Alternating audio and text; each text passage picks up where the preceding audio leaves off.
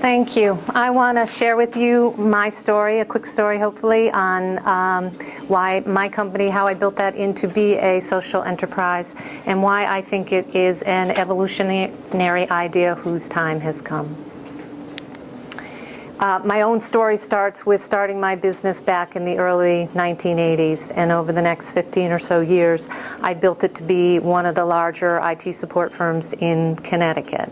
Then in the late 1990s, I became a parent, and as any of you who are parents here know, it has a way of shifting your priorities. It became more about wanting to give back, to contribute, and not as much about what I could build and create in the business world.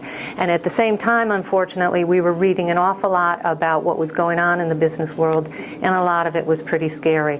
The Enron, WorldCom, Tyco, names like that in the news. There was an awful lot of intense greed, crazy stuff going on, lack of ethics. And it just started increasingly feeling to me as though it was a club to which I was not comfortable belonging. It didn't seem to me to be the people per se. It more appeared to be the model that was at hand. You had these people who were very competent, the best and the brightest in the business world. They were super competent, super competitive, and they were told there is one single metric for success, and that's the money you make, or the money you make for your company's bottom line. So is it any surprise that we end up where we are today? And yet, at the same time, when I went back and looked at the early corporations that were out there, they didn't exist simply to make a profit. They needed to have a reason to be there, usually to create some kind of public good, like building a railroad or a bridge, in order to get a corporate charter. This was a country that was built on people being really disturbed with things like the East India Company's monopoly over tea and the Boston Tea Party results. We wanted to hold our corporations in tight restraint.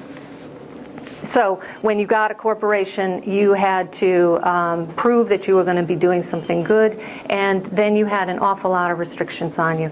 You couldn't cross state lines. You couldn't own shares in another corporation. They were limits on the profitability that you could have in a lot of cases. Your lifespan as a corporation could be limited to building that bridge or that road, and then you were disbanded. And at the same time, the responsibilities that you had were enormous. You could be held financially, legally responsible for the actions of that corporation.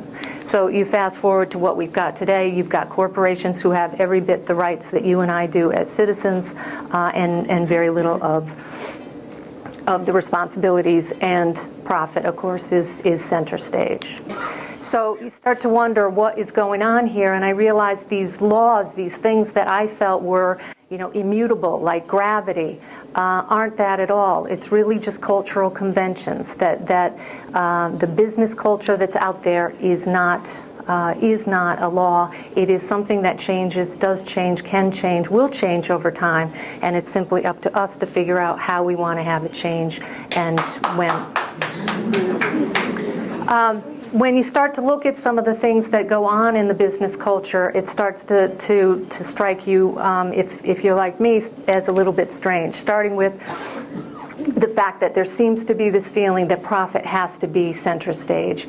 And if it wasn't originally, then does it really need to be that way today? Could we move in a different direction? We talk about shareholders being the owners of companies, but in the days where you could be put in jail for the responsibility of your corporation, I get that. But today's shareholders are investors, nothing more and nothing less. As investors, they're due a return on their investment, but they're not any different kind of investors than employees or the community in which a company thrives. You take things like our statement of employees are our best assets, then why do they appear on the expense side of the ledger? That's a cultural convention. That's something that we've created.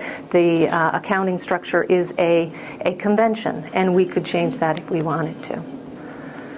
The way that we measure our pluses and our minuses are incredibly important in terms of the end results. So the things that show up on the bottom line and the things that don't are significant. And so you take things like pollution, fishing, deforestation, global warming. Those things are incredibly important to you and I, but they don't show up on the bottom line of a business, and we need to figure out how we can change that.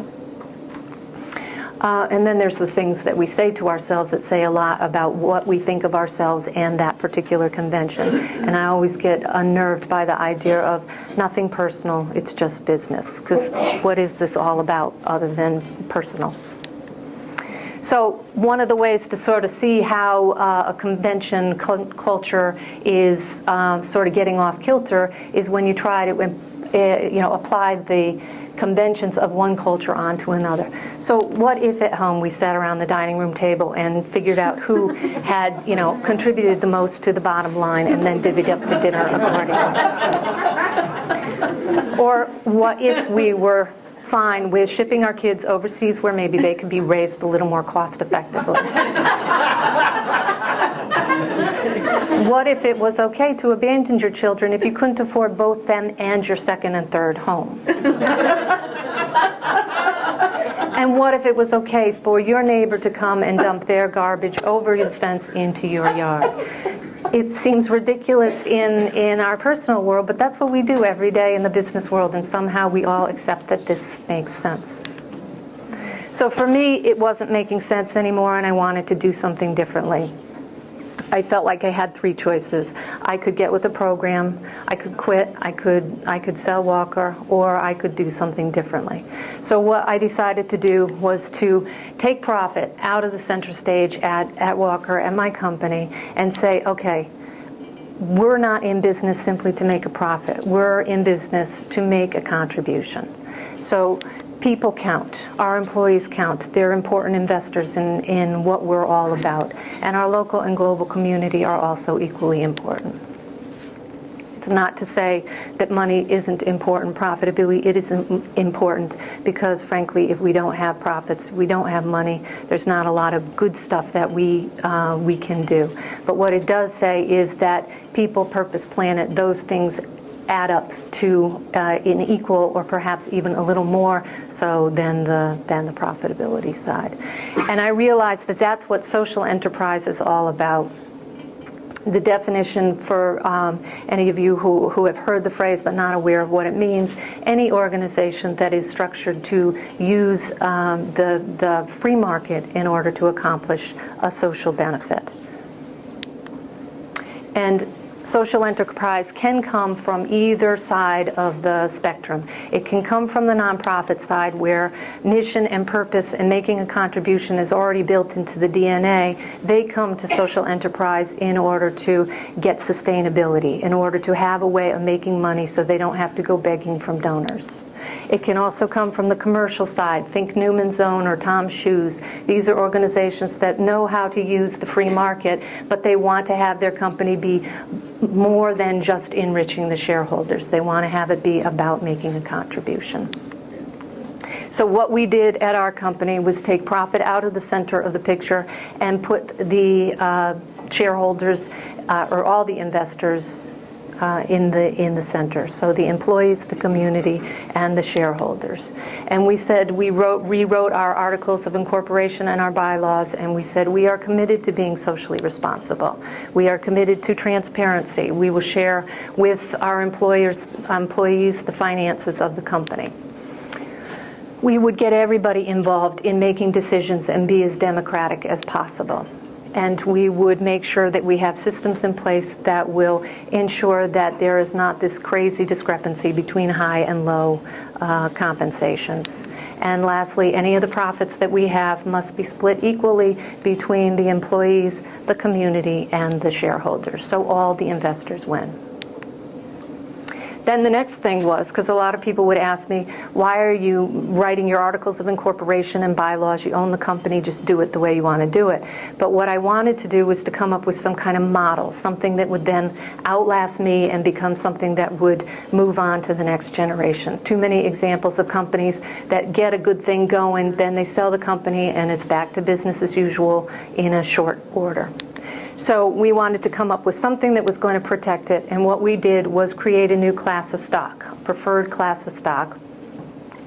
Doesn't give the holders of that stock any control over the company for day-to-day operations, but it does give it controlling vote over anything that has to do with the social enterprise status of the company. So if a new owner comes in and says they want to change it, they've got to get okay by the holders of the stock. And then we created a nonprofit called the Social Enterprise Trust that holds that stock. So they become the stewards of that stock. And if anybody new comes in and says they want to change it, because the mission of this Social Enterprise Trust is to promote, preserve, and protect social enterprise, the answer will be no, unless it benefits everybody.